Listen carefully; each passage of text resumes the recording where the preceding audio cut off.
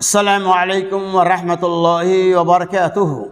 الحمد لله رب العالمين والعاقبة للمتقين والصلاة والسلام على رسوله الكريم. أما بعد، عن عبد الله بن عباس رضي الله عنهما قال: فرض رسول الله صلى الله عليه وسلم زكاة الفطر طهرة للصائم من اللغو والرفث وطعمة للمساكين، فمن أدى قبل الصلاة فهي زكاة مقبولة، ومن أدى بعد الصلاة فهي صدقة من الصدقات.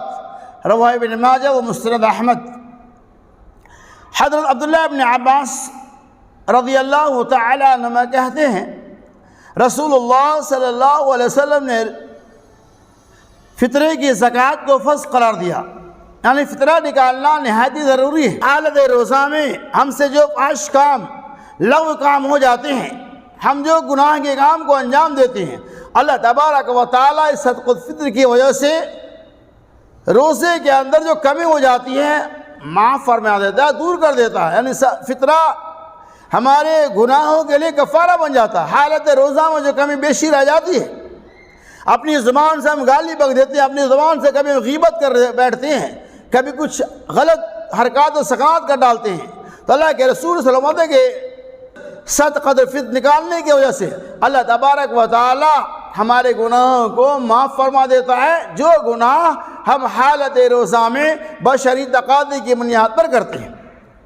اسی طرح سے آپ صلی اللہ علیہ وسلم طہرۃ و طعمۃ للمساکین، اور یہ مسکینوں کے لیے کھانا بھی ہے. اس فطرہ کے بارے میں آپ صلی اللہ علیہ وسلم فمن ادى قبل الصلاۃ کہ بس جس آدمی نے عید الفطر کی نماز سے پہلے ادا کیا تو گویا کہ اس کا فطرہ ادا ہو گیا، اور جس نے بعد میں ادا کیا صدقۃ من الصدقات، یہ عام صدقہ میں شمار کیا جائے گا. اس حدیث پاک سے یہ پتہ چلا کہ فطرہ کا نکالنا واجب الوجوب ہے.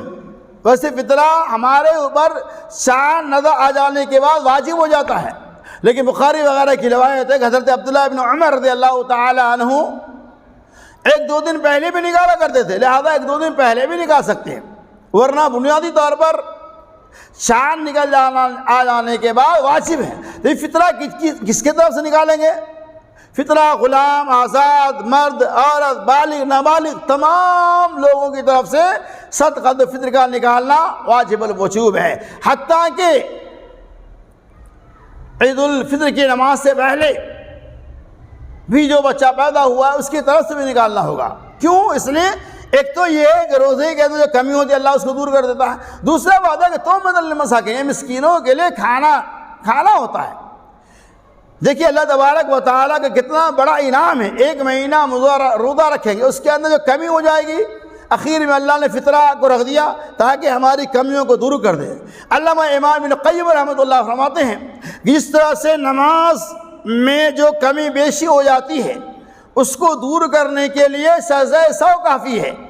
یعنی نماز آپ پڑھا رہے ہیں، بھول چوک ہو گیا، رس کے اندر اگر بھول چوک ہو جاتی ہے، رکعت کے اندر کبھی کمی بیشی ہو جاتی ہے، تو سجدہ سہو کے ذریعہ اللہ تبارک و تعالی ان کمیوں کو دور کر دیتا ہے. اسی طرح سے علامہ ابن قیم رحمۃ اللہ علیہ فرماتے ہیں کہ حالت روزہ میں جو کمی بیشی ہو جاتی ہے اللہ تبارک و تعالی صدقۃ الفطر کے ذریعہ اس کمی بیشی کو دور کر دیتا ہے. لہذا اس سے کیا پتہ چلا؟ تمام مسلمانوں کے لیے صدقۃ الفطر کا نکالنا نہایت ضروری ہے، اور جب صدقۃ الفطر نکالیں گے اسے مستحقین تک، جو اس کے مستحق جو غربا، مساکین، بیوہ، جو بھی ہمارے سماج اور معاشرے کے اندر رہنے والے ہیں جہاں کہیں بھی ہو، اگر وہ مستحق ہیں تو آپ چاند نکلنے سے پہلے ان لوگوں تک پہنچا دیں. اس فطرے کا ایک مقصد یہ بھی ہے تاکہ عید کے دن کسی کے گھر میں بھی فاقہ کشی کی نوبتیں نہ آئے. اللہ سے دعا کہ اللہ تبارک و تعالی ہمیں صدقۃ الفطر اپنے وقت پر نکال کر مستحقین تک پہنچانے کی توفیق رفیق عطا فرمائے.